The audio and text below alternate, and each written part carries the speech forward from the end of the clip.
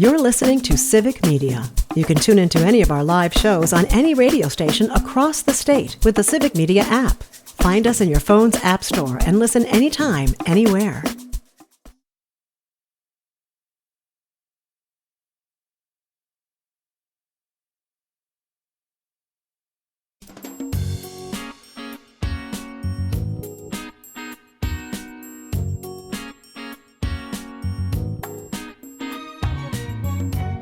Live from Wisconsin across the Civic Media Radio Network, you are listening to Mornings with Pat Kreitlow.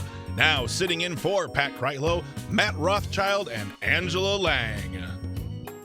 Thanks, Greg Bach, for that beautiful voice of yours and that nice introduction. I am Matt Rothschild. Happy to be with Angela Lang here. We've been here the last 3 mornings, and this is our last morning together, so I hope you'll enjoy the show for the next 2 hours. You can join or text 855-752-4842. That's 855-75-CIVIC.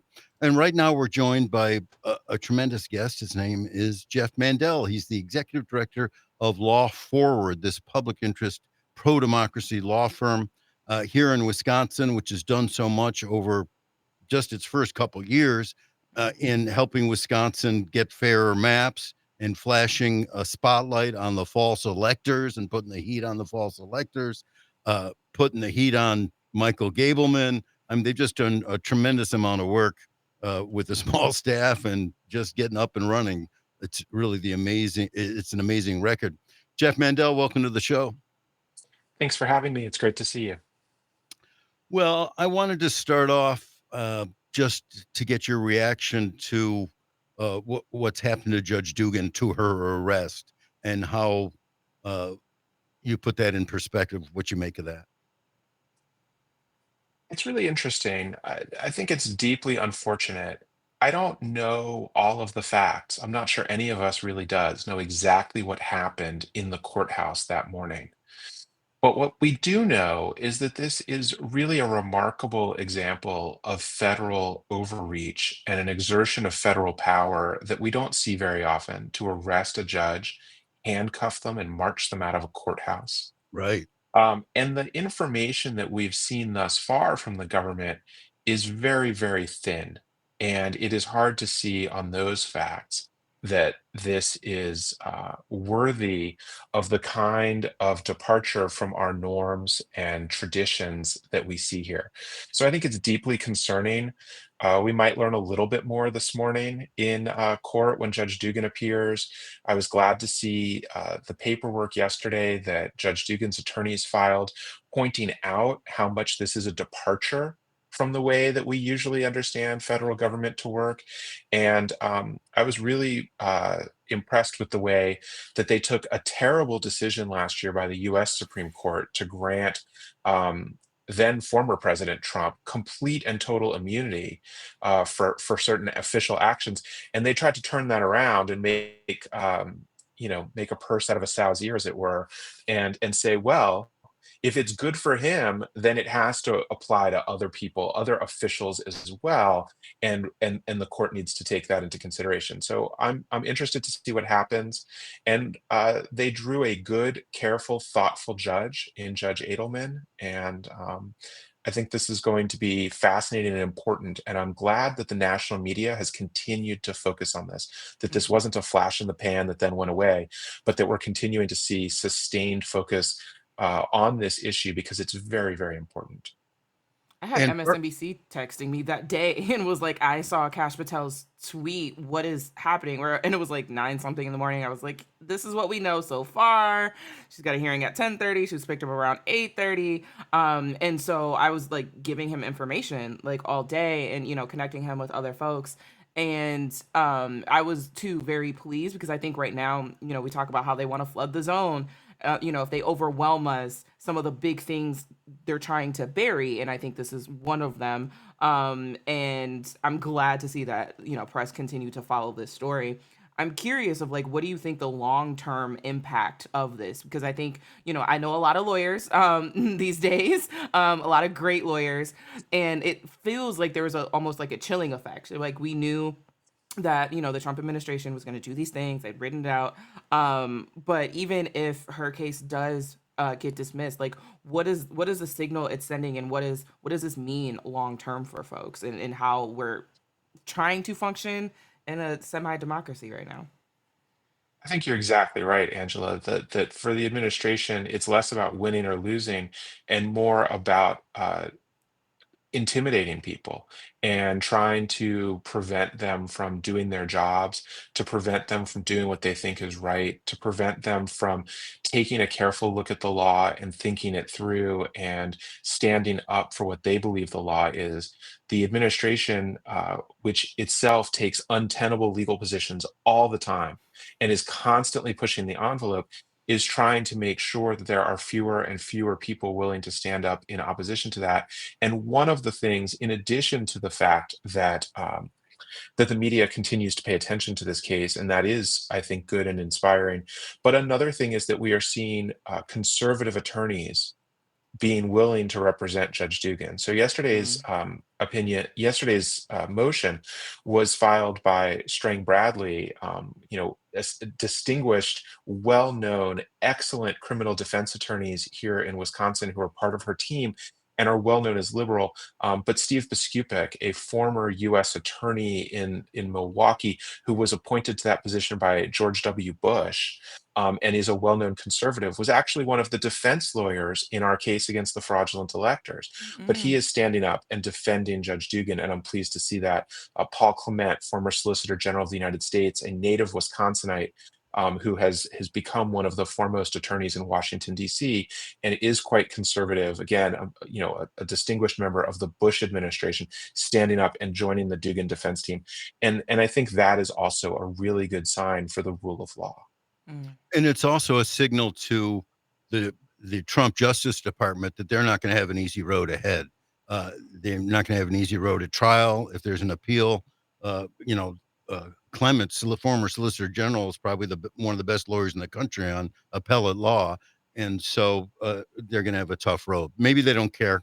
Maybe they just wanted the symbolism of putting a judge in shackles on her ankles and shackles on her wrists just to show off. But I got to believe they're not going to win this case. I have a hard time imagining that they are ultimately going to prevail in this case. Again, we don't know all the facts, but based on what's public now, it is difficult to really see how this is valid and proper.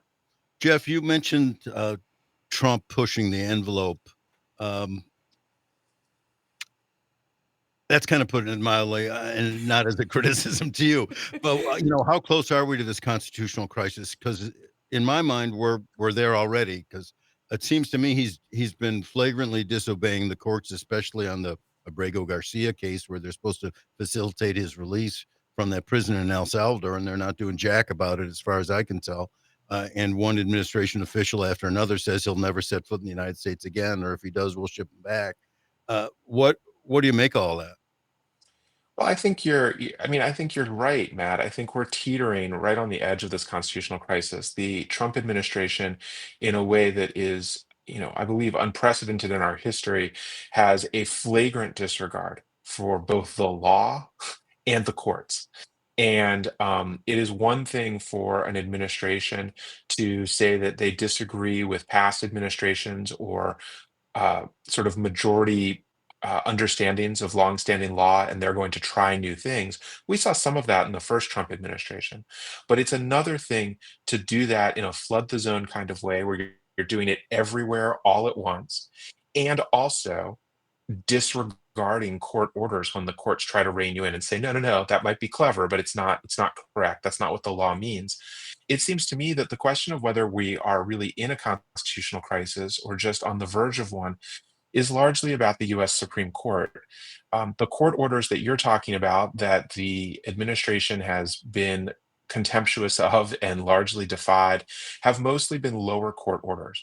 And when things get up to the Supreme Court, my read is that the US Supreme Court has been trying incredibly hard to walk a tightrope and try to rein the administration in a little bit, but not so much that it creates outright conflict and a crisis. The Abrego Garcia matter is the best example, though, where it's not clear that that tightrope can be sustained, Mhm. and that there just may not be a happy medium or a balance here. And I think we'll also learn a lot more this morning in the arguments at the US Supreme Court about birthright citizenship, because here's another example of the Trump administration taking an idea and a principle that has been settled law, for 160 years.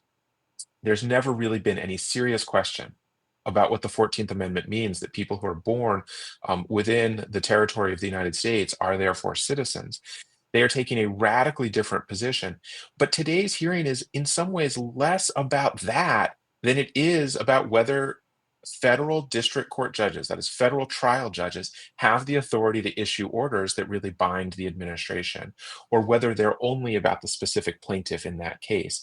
And that is a crucial, crucial question.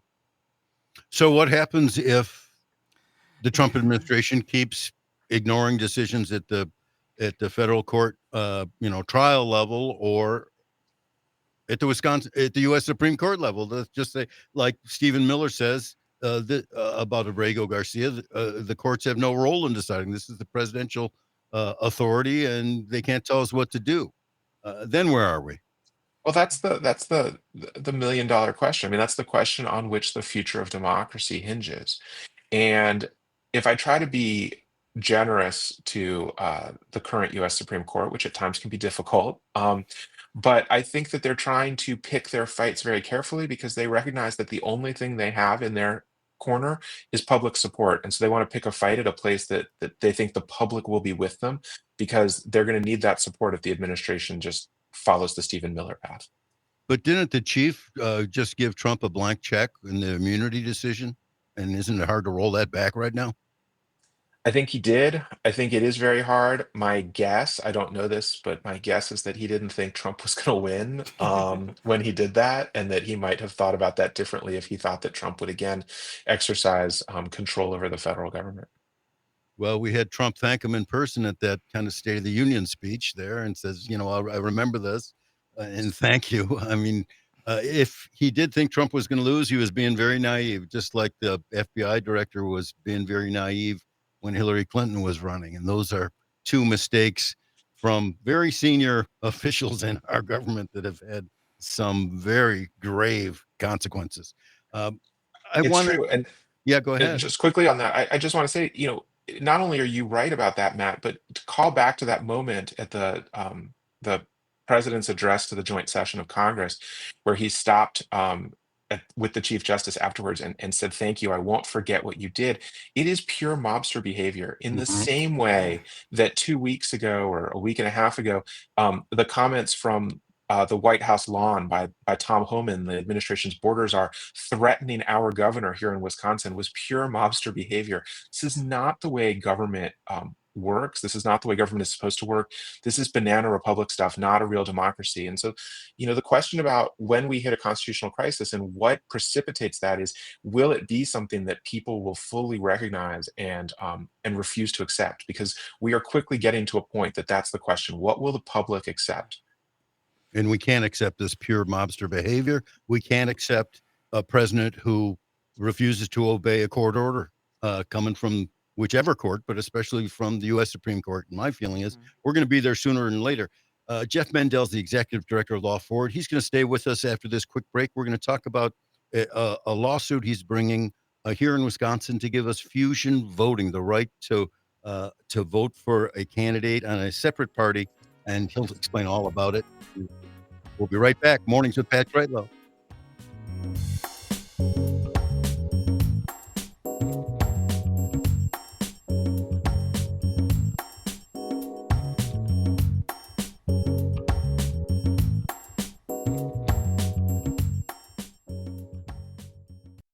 You're listening to Civic Media. Stay up to date on the latest news and information for your local community and Wisconsin by signing up for our free email newsletter. Visit civicmedia.us/email to get started.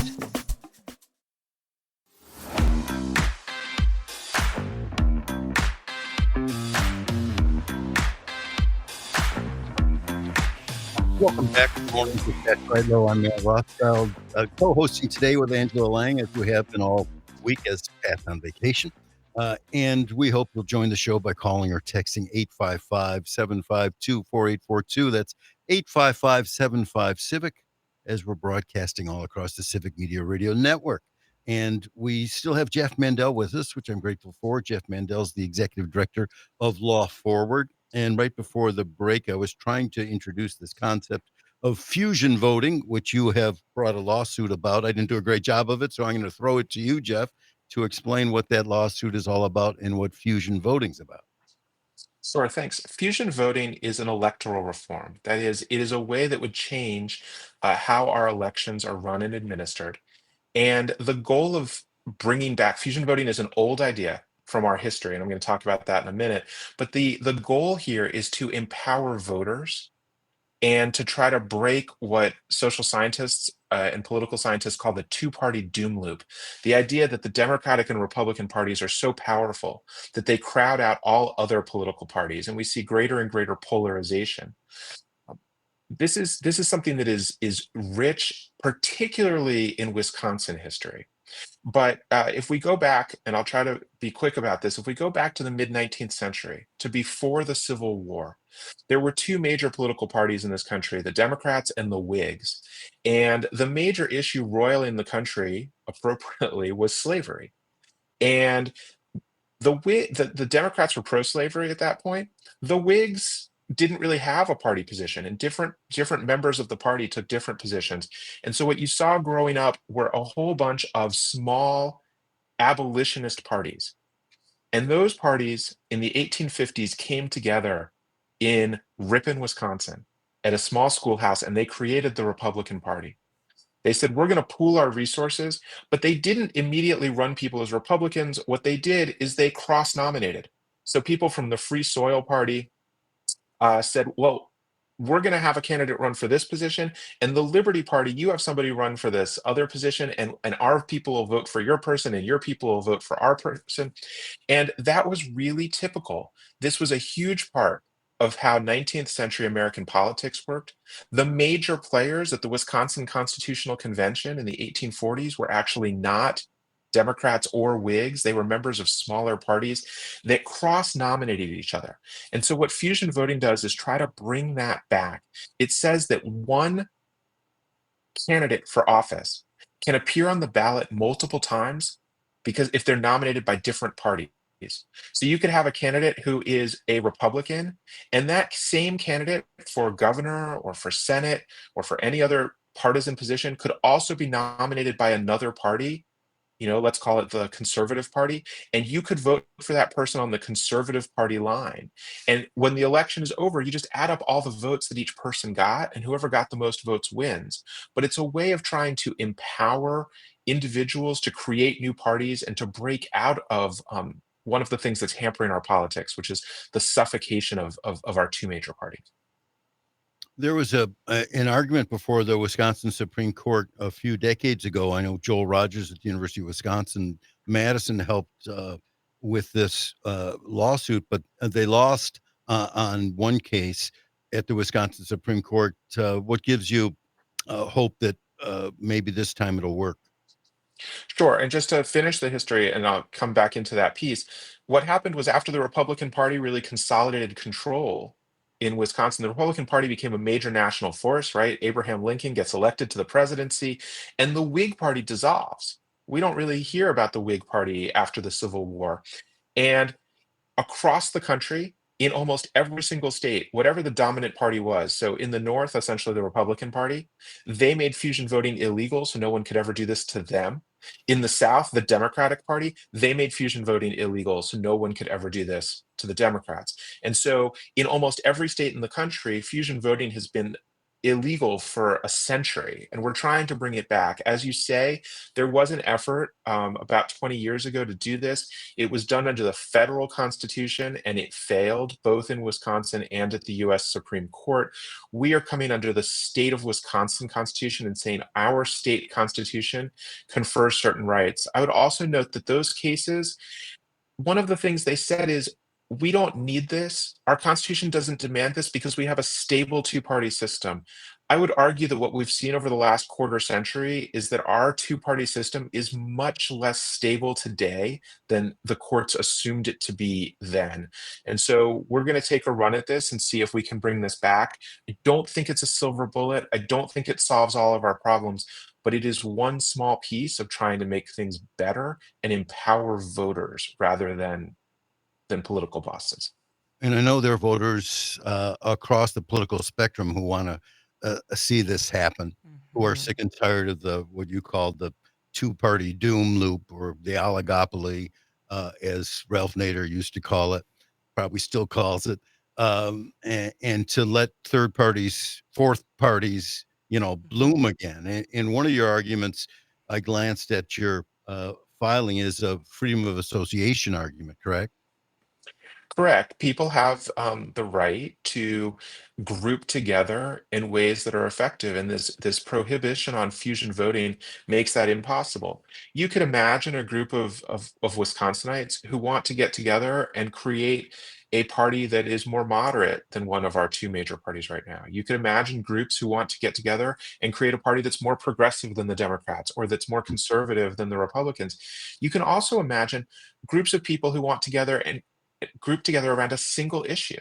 Maybe there's a marijuana reform party that says, we don't care about your other issues. This is what we think is most important, and we will endorse anyone who promises that they will get this through the Wisconsin legislature. There are all kinds of ways that this could work. And the reason that the Republican and Democratic parties banned fusion voting in the late 19th and early 20th century was because it worked. And so we're trying to re-empower voters. Oh, well, good luck with that. That's Jeff Mandel. He's the executive director of Law Forward. And we'll be right back on Mornings with Pat Kreitlow. I'm Matt Rothschild, joined by Angela Lang, my co-host. And we're coming back with Representative Francesca Hong. So you're not going to want to miss that.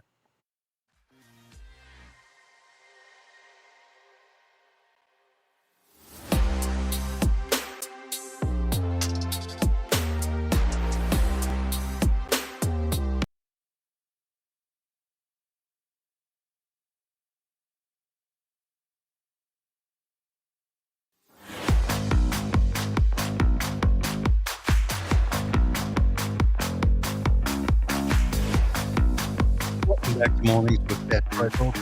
Pat is on vacation this week. I've been co-hosting with Angela Lang all week, and I've been enjoying doing so, and I hope you're enjoying listening to the program all across the Civic Media Radio Network. The number to call here, if you want to get on or if you want to text, 855-752-4842. That's 855-75-CIVIC. And Angela and I are now joined by Representative Francesca Hong. Representative Hong, thanks for being on the show. Thanks so much for having me. Happy to be here. I wanted to start just with your reaction to what the Joint Finance Committee did last week. And I hate calling it the Joint Finance Committee. It's not joint. It's overwhelmingly Republican, and the Republicans just do what they want to do. There's no bipartisanship whatsoever there. Tell me about your reaction. It's no surprise at this point the Republicans have absolutely no interest in actually meeting the needs of their communities, let alone listening to their constituents. So when they voted out 612 of the governor's proposal, everything from healthy school meals for all to eliminating lead out of our waters, other environmental protections, legalizing cannabis, fully funding our public schools. This is now the fourth budget where they've just not even brought any of those proposals up for debate. They're starting at what we call back to base. And, even though thousands of Wisconsinites showed up at these listening sessions to tell those folks to their face what they needed for their communities, Mark Line and Bourne decided, we're just going to do the bidding of Robin Voss again. It makes a mockery of so-called listening sessions there if they're just not going to listen at all. Yeah.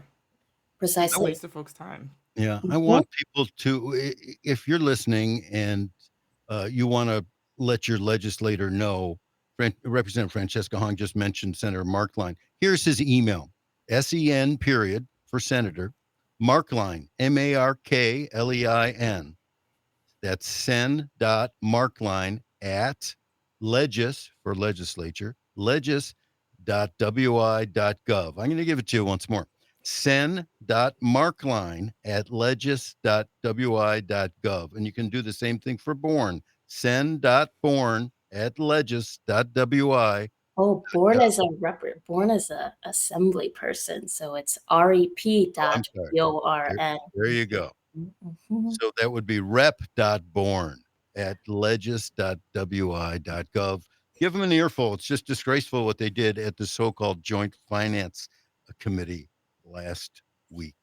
And if you feel like heading out to the Spring Green area or Beaver Dam, there are folks in those communities who representative and their senator are not listening to them. So I think it's important that someone goes out and lets them know that there's a lot of issues Wisconsinites connect on, childcare especially being one of them. And I know for Senator Markline, he's been getting an earful about that for years and has done nothing. And there was a public hearing, or there was a meeting that he was invited to, a public meeting in New Glarus earlier this week. We had a child care provider, Corrine Hendrickson, who had invited him to come to that, and he just didn't show. It's right in his district. Yep, it's really disgraceful. And childcare workers at this point, they are asking for the $13 an hour that was funded through the Child Care Account program. That's where we are. Childcare, it's part of infrastructure, childcare, anything in the care economy, paid leave, caregiving work, long-term care. These are things that are absolutely disintegrating. And if we don't invest in these people now who are so willing to do care work, it's a future that I really don't think any of us want to be a part of. I mean, it's amazing. These are the people who are taking care of our kids and taking care of our elderly parents or grandparents, and they're the least remunerated people in our economy. And yet the Republicans at the so-called Joint Finance Committee were not able to sustain the child care industry in the way they need it. And Representative Hong, you're a small business owner. You know how hard it is to keep the doors open. And for childcare providers, according to the study that they presented, they're going to lose up to a quarter to a third of every childcare business in Wisconsin if this funding is not restored. I mean, that's just a horrible consequence of these savage cuts. Absolutely. I mean, parents are going to lose care, providers are going to lose businesses, childcare workers and educators are going to lose their jobs. But I mean, it's ultimately, we all have to care about our kids. I wonder who is going to take care of Senator Markline and Mark Bourne. If our care facilities close, if we don't have child care centers and parents and care providers aren't able to go to work, it's already incredibly difficult right now to be making a living wage and getting by. And we should be a state where people have opportunity to thrive, not struggling to survive. So thinking about like how you organize in this like political climate, right? This isn't your first rodeo. You've been dealing with, some of your colleagues across the aisle for years now. And we had State Rep Christian Phelps on earlier in the week, and I asked a similar question I want to pose to you, and I think it tees up for something else I want to mention, is how do you all like organize understanding these? And I say organize, I don't use that term with every elected official, but you are an organizer and like how you show up and whatnot too. How do you all like navigate this moment, understanding the political climate, and how are we able to bring folks together? And I also want to leave space to talk about some news from earlier this month that involved you and one of the things that you helped start at the legislature, but how you all see like different ways of tools to be able to combat this political environment we're in.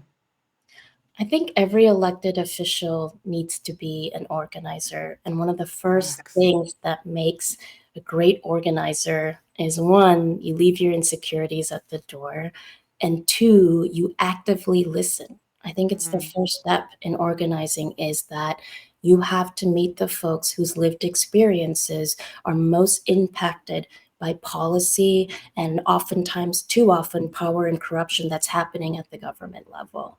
And so organizing requires leaving your ego at the door, actively listening to the needs of your communities, and then really assessing how the team that you're working in, what their strengths and weaknesses are, and who is best suited to go have really meaningful conversations to build trusted relationships. Because people right now have no reason to trust politicians. I mean, truly. And so how do we make sure that we are surrounding ourselves with people who are willing to open up conversations about, hey, these are policy decisions. The reason your schools are struggling and you're having to go to referenda, and this was over 421 referenda that were put up for votes back in 2024. These are why these things are happening. Identify some of the villains and really, share the power. It's not just necessarily about empowering, but how do you provide opportunities for other folks to really be the community leaders that they are and help you organize. And I think especially right now, Representative Phelps and I are really fortunate that we have amazing community organizers who have chosen to trust us to bear the burden and responsibility of having to say what's going on in the legislature when people, rightfully so, may not choose to tune out. And so I think it's back to basics when I think about how we organize in this moment as legislators. And it's really providing spaces for other folks to lead and then making sure that they have, the knowledge about what Robin Voss is doing, how to identify that villain, what some of the things we can do in our community while we try to build power in the Capitol and take care of one another. So that's what I'm encouraging a lot of members to think about. It's just a lot when you also have, fascists at your door and looking at you in your face, telling you, don't go back to your community with anything. Yeah, I mean, you mentioned talking about folks with lived experiences, and I really want to lift up because I am proud, although I think it's long overdue. And congratulations that earlier this month, there is now an Asian caucus at the legislature. And I think that's really important because I have an article pulled up. Being the first means nothing if you're the last, right? And when you were the first Asian state rep in Wisconsin, just it feels like not that long ago, right? And then now there's enough to be able to have a caucus. And I bring this up because I do think that it's part of the organizing that you're talking about centering people's lived experiences and centering community experiences.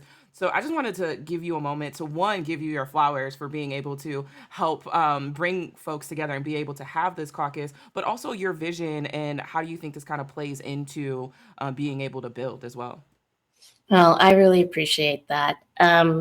Yes, we just need two people to create a caucus in the legislature. So when Representative Renuka Mayadev here in my neighboring district in Madison and Representative Angelito Tenorio, who represents the West Allis area, were elected, just personally, I felt this immense sense of relief and pride. We often, as leaders of color, we get pulled in a lot of directions. You're ripe for disappointment, and one of the worst things, is disappointing your communities.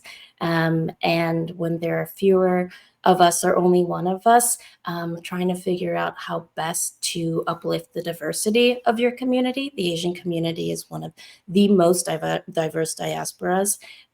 It's a lot of pressure. And so personally, to have Renuka and Angelito with me there, I think is only going to make me a better legislator. And in terms of more than representation, right? It's not enough just to have folks who may look like you in the halls of power. It's really about, again, how do we share the power that we have and how to create platforms for folks, not necessarily to have us be their voice, but for folks to be able to bring their voice to spaces of influence. And really, we have a responsibility to make government accessible, right? So for folks who, I think each of us has to make ourselves more accessible than other representatives, because people for the first time maybe, learning about the state legislature, what it does, how to get engaged and be a part of a state government that is supposed to be working for them. You talk about accessibility. A lot of Republican legislators, certainly in Congress, aren't accessible at all. Not doing town halls anymore, not meeting their constituents. Van Orden's not doing it in his district. And then you have folks in the legislature like Senator Mark Lyon that we talked about a second ago, not meeting with his constituents, and it's not the first time either. I mean, when they were shutting down UW Richland Center, I know Todd Albaugh on the Todd Albaugh show really reported this out better than anybody, and was calling out Mark Lyon almost every day for not showing up, not being responsible, not exercising power. I mean, he's one of the chairs of Joint Finance. He could have saved that institution if he wanted to. And he failed, and he's not meeting his constituents. I mean, what do you tell people who are living in districts where their elected officials aren't accessible?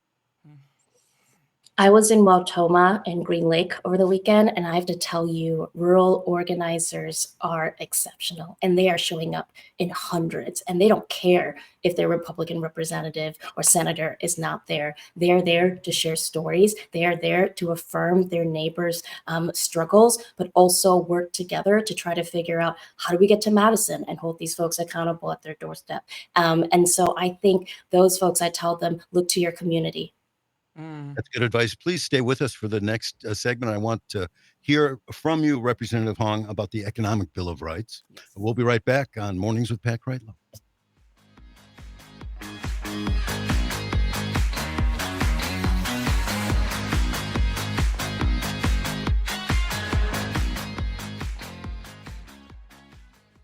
You're listening to Civic Media. Find the latest news, information, and archives of all your favorite shows on the Civic Media website, civicmedia.us.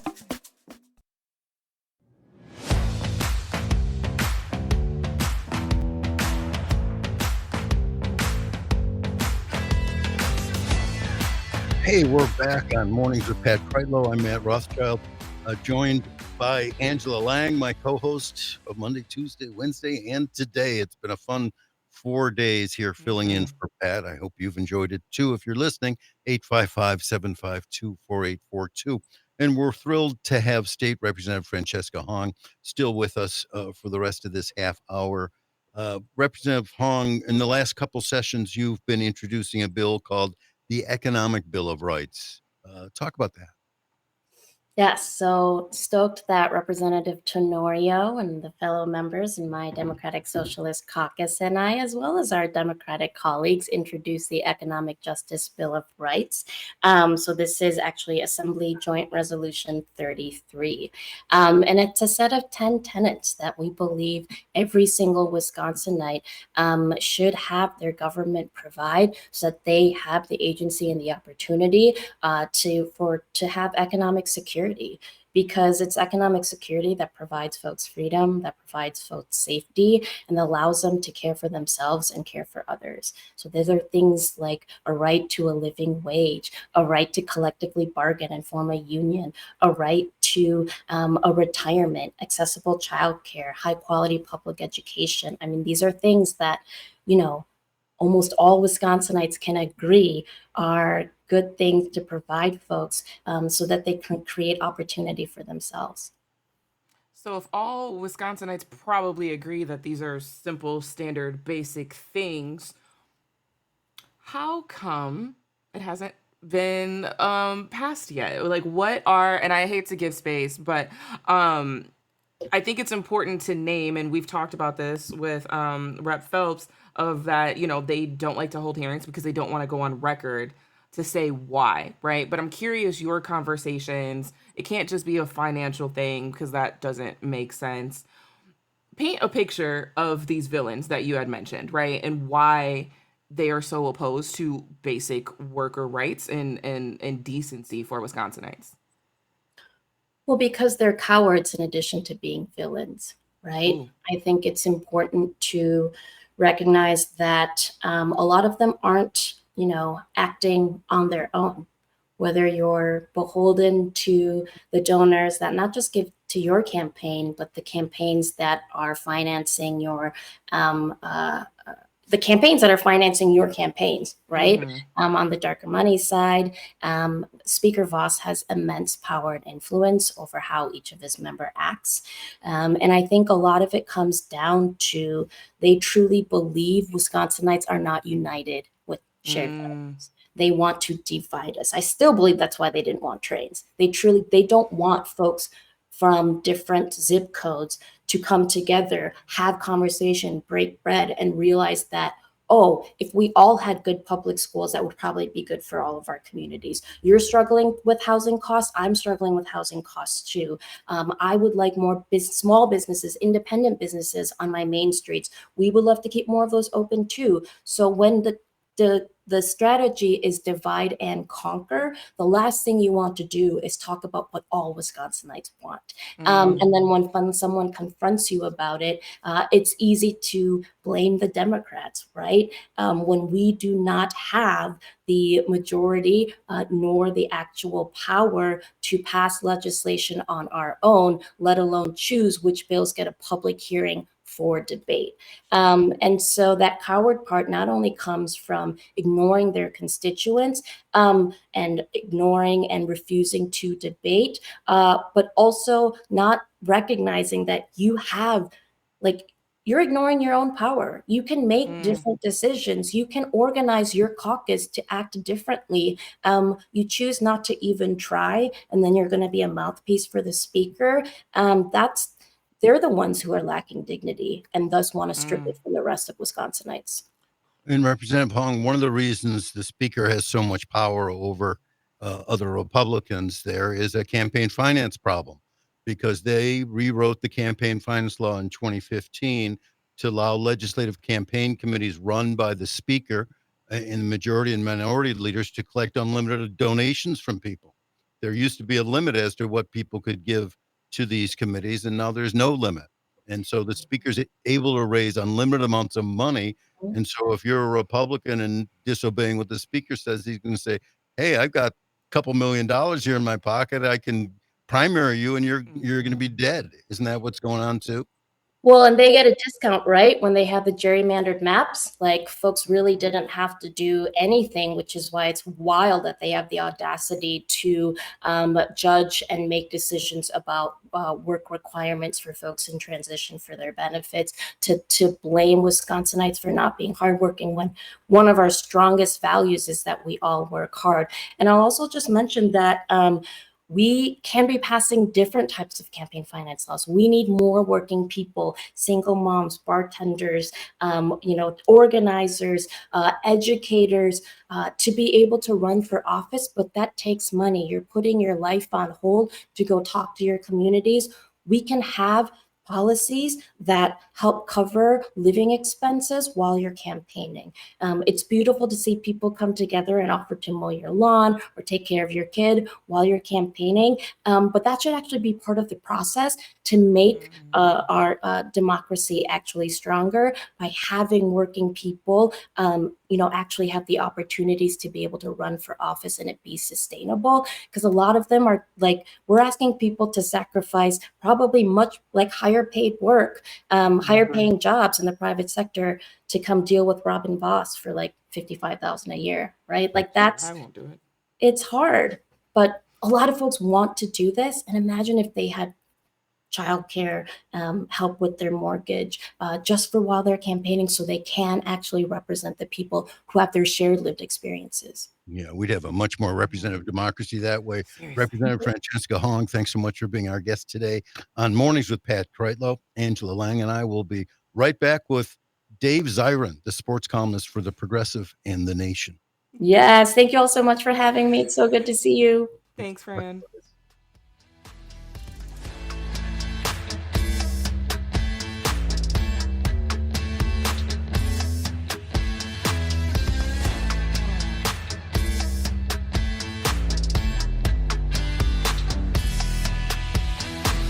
The national news cycle never stops, but it can be hard to find news about your local community. Civic Media is dedicated to providing quality local and state news coverage across Wisconsin. With the Civic Media app, you can get notifications about local stories that matter to you and your community. Find the free Civic Media app in your phone's app store and choose notifications from the menu to tell us what kind of news you want to hear about.